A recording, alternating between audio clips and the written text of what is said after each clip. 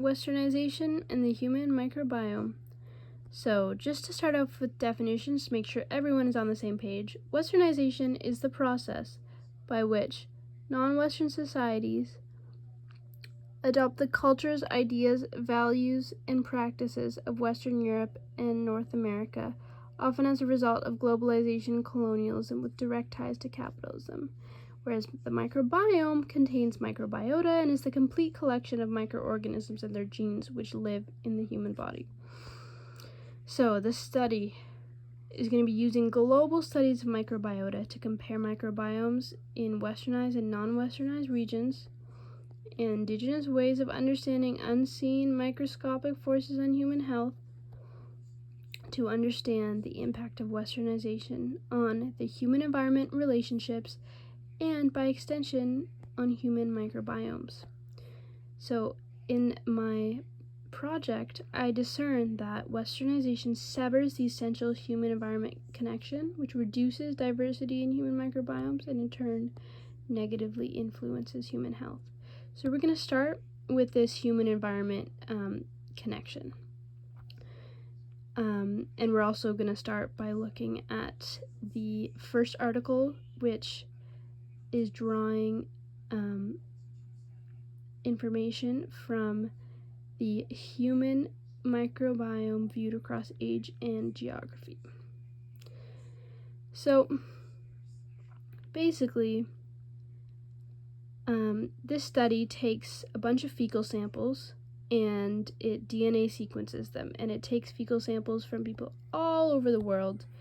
You can see the variety of different microbiota, and it takes fecal samples of different twins, people cohabitating, and people who aren't related, and people in westernized and non-westernized regions. So firstly, the study tells us that microbiome does not have a genetic basis. Basically, identical twins have no more of a similar microbiome than fraternal twins do. And basically,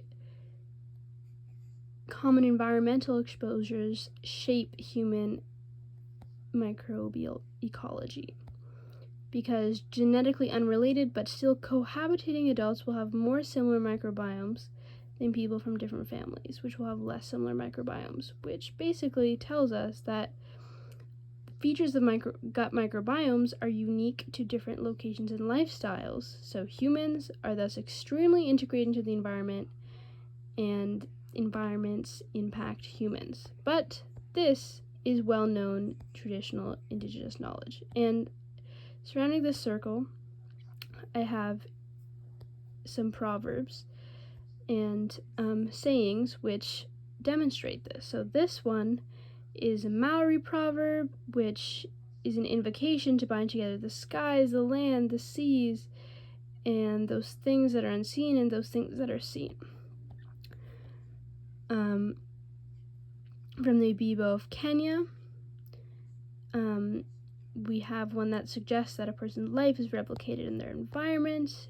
And from the Lakota, we have, "We are the soil and the soil is us." And another Maori proverb which refers to the environment as a source of well-being. And water, for example, is portrayed as a giver of life of all things, or the domain of an unseen life force hidden within the ocean. So this one is from a revered ancestor of the ocean navigator. And all around the circle, I have some indigenous art which binds together humans and the environment, and I've cited them. And also myself, I incorporated the microbiome into it. So essentially, in many cases, the unseen were understood as living entities significant to health and healing. In other cases, features of the environment are personified or given as a metaphor to guide behavior, like engaging with ancestral lands. But all of them remind us that humans are deeply and inextricably intertwined into their environment.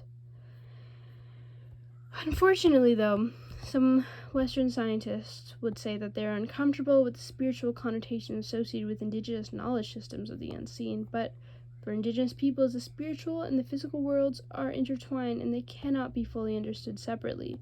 And it's important to recognize that indigenous ways of understanding relationships between the environment and the unseen, and their forces on health, provides culturally relevant framework for the study of the microbiome, specifically the study of the impact of Westernization on the microbiome. So to go back to our first study, we're going to look at how what differences they find in the microbiomes of people in westernized regions and people in non-westernized regions. So the westernized regions are cities in the United States, and here I have their diets. But essentially, westernized regions have less diversity in their human gut microbiome than non-westernized regions do, which brings us back to our other indigenous perspective. And essentially, indigenous peoples displaced from ancestral lands have poor health. And this is because capitalism, colonialism, as well as climate change, all which are directly caused by westernization, make it difficult for indigenous people to access health-promoting microbiota, which is integrated into biodiverse ancestral environments.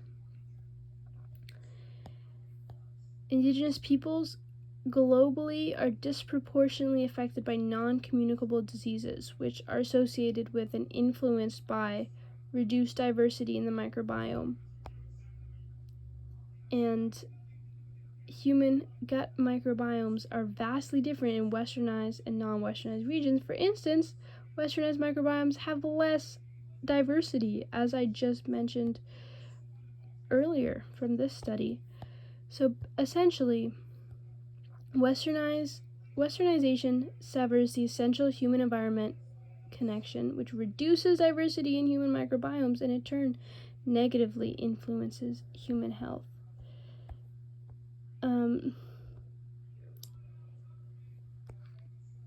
From the indigenous perspective, Westernization's impact is not just a statistical phenomena or data to be analyzed, but rather it's a lived experience of trauma which has severed the essential connection between people and their environment, which in turn reduces our microbial diversity and negatively affects our health. And so indigenous wisdom reminds us that we are inextricably connected to our environment, and when we forget this truth, we will suffer. And here I have the sources for each study. Thank you so much.